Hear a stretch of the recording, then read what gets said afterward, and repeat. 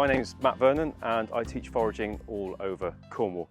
I frequently get asked how did I get into foraging, and I have to admit my answer does seem a bit odd at first, but it will eventually hopefully make sense.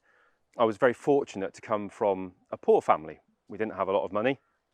My dad worked very hard, but as a result he turned the whole garden over to fresh fruit and vegetables. I can remember going through and being able to pick strawberries and raspberries and peas straight out of the pod, and seeing my dad's sweet corn going absolutely sky high. There was nothing that he couldn't grow. And then off the back of that, he saved up and bought a gun, and we used to go out shooting for our own wild meats, things like pheasant and rabbit and so on.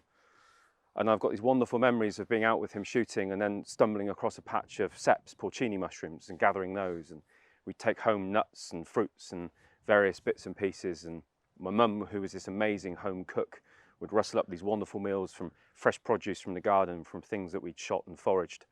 And it's funny to think back as well how I would go to school with clothes that had been stitched back together, hand-me-downs, and trousers a little bit too short, but in my lunchbox I had an organic pheasant and salad sandwich. But today I'm here to talk to you about climate change and foraging, and how foraging makes us more aware of climate change. There's a few main points that I would like to go over with you and talk to you about. Firstly, how foraging gives us a reconnection with the natural world. Secondly, how we get immersed in it and we become part of nature as well. Then there's also the value of foraging and the value of the countryside around us. And then there's the issues of sustainability that concern a lot of people. And then finally, I'd like to talk to you about how foraging naturally makes us custodians of the countryside. I know the majority of people don't go foraging these days, but I'd like to ask you, have you ever picked a blackberry? Well, if you've done that, you've been foraging. We are all foragers. It's in our instinct. It's natural for us to do that. Now, I'm sure most of you will have seen those heartbreaking images of a starving polar bear that can't range very far to get to its prey of seals and the like because of the melting ice sheets. But the problem with that is that's, for some people, that is happening the other side of the world. So climate change, the impacts of it, they're happening really far away, or they're in the distant future, and people don't really feel that it's a problem of theirs. But when you get into foraging and that becomes your focus, you become more aware of the effects of climate change on things like our seasons, which I've seen change dramatically over the years. Things like mushrooms. The mushroom season, the last few years, has really fluctuated and really changed. It might start too early and not do very well, or start late and finish too soon. And then there's other details you notice when you're out and about exploring your local habitats. Things like birds nesting too early, and then a sudden cold snap comes in and kills off their brood or their clutch of eggs. On one of my walks, there's a place we go to, and I used to go and show my guests this beautiful plant. It's called sea holly. It's quite scarce. It was sadly over-harvested by the Victorians. They had a love affair with it, and they used to dig it up and candy the roots, I believe. And as a result, it's quite scarce and you don't see much of it anymore. So we didn't forage it, but we've gone to have a little look. The last few years, the winter storms have definitely got more extreme, and as a result, those patches of sea holly that I used to show to people, they've just been wiped out, they've disappeared. So just witnessing those changes in the seasons and in our weather here in the UK, it really brings home the damaging effects of climate change and how it is, in actual fact, on our doorstep. So when you go foraging, you become really tuned in to your local habitats. Things like a hedgerow that was once a blur of greens and browns, you start to notice the details. Individual plants will pop out at you. And as you kneel down to gather various plants, things like common sorrel, you'll notice the little shiny beetles scuttling about, the bright, vivid caterpillars with their patterns, the butterflies flitting around, and even other tiny details like the solitary miner bee that has its little burrows in banks of mud. I found it interesting that during lockdown, I had friends asking me, saying, now that we've put everything on pause for a moment, do you think that the birds are singing more, they're all coming out? And I was like, no, it's not about that. It's the fact that you've slowed down, that you're starting to notice these things. You're starting to immerse yourself in your local habitats again. So by going foraging, you're re-immersing yourself in your local habitats and in the natural world, which is where we belong. That's where we've existed for much longer than the way we are now. We've foraged for most of human history. It's only in recent times that we've relied on shops and supermarkets to get our food. If you see, curiosity leads to a connection. Regarding the value of our countryside, studies recently are starting to show that it's really good for ourselves to get out there. For our mental health, it's good to be out in the wild. Studies are calling it things like forest bathing is one of the terms that I've seen thrown around a lot. But for me, it goes a step further. When you go foraging, you're really focused. You're looking at the habitat you're in, you're wondering what you might find there, what you might be able to pick and gather and harvest, and you get really caught up in the moment. For me, especially when I'm mushroom foraging, it's like I just want one more cep or one more chanterelle. And whilst I'm doing that, my worries, they kind of just wash away. I'm not thinking about those things. I'm just focused and I'm there. I'm not thinking about the pile of dishes at home. I'm not thinking about the emails I need to answer or the bills that I need to pay. I'm just there finding my food. And there is another value as well to foraging. And it's a thought that can sit a little uncomfortable with some people. And it's the monetary value. Because essentially I am getting free food. I'm saving money on my bills.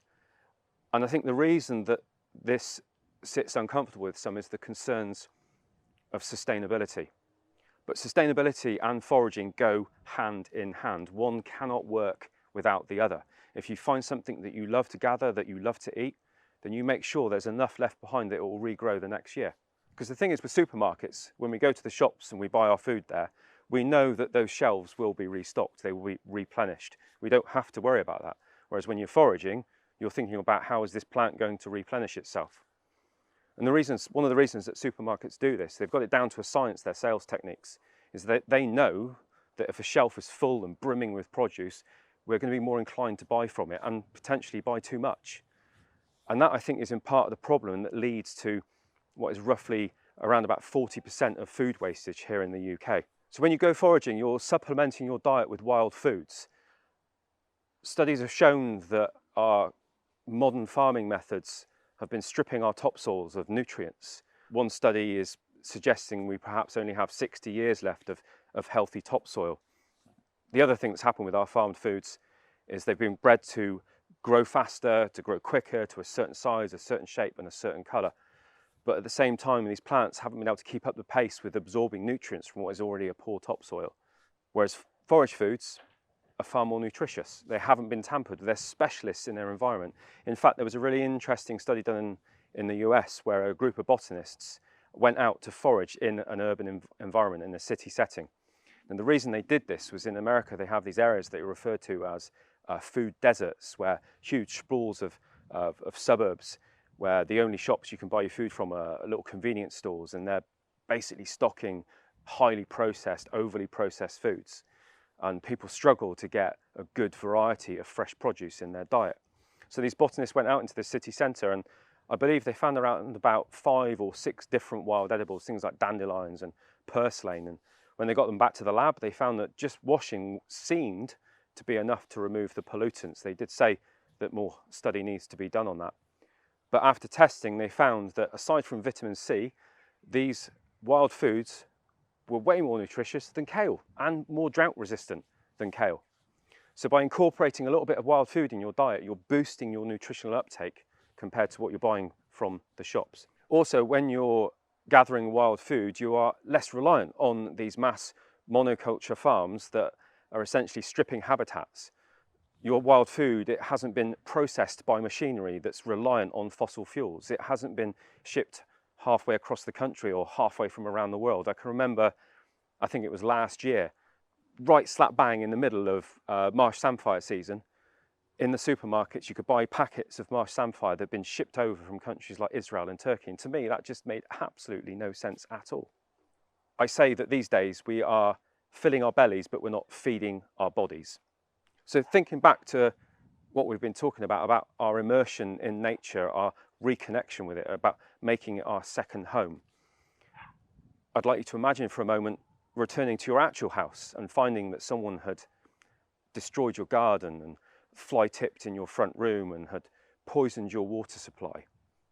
Would you not do everything in your power to track them down, to make them pay, to make them clean it up and potentially get them prosecuted for their actions? Well, that's how us foragers feel when we go out and we see the damaging effects of climate change that's messing up our seasons and destroying our habitats. we want to step up and we want to make changes and make a difference. So I would encourage you to do the same. Get a foraging book, go on a course, start to reconnect with your local habitats, because foraging naturally makes you a custodian of your local countryside. And then that spills over into the wider community. So I would urge you to get out there, enjoy your local habitats, appreciate your local countryside, become immersed in it and make it part of your home as well.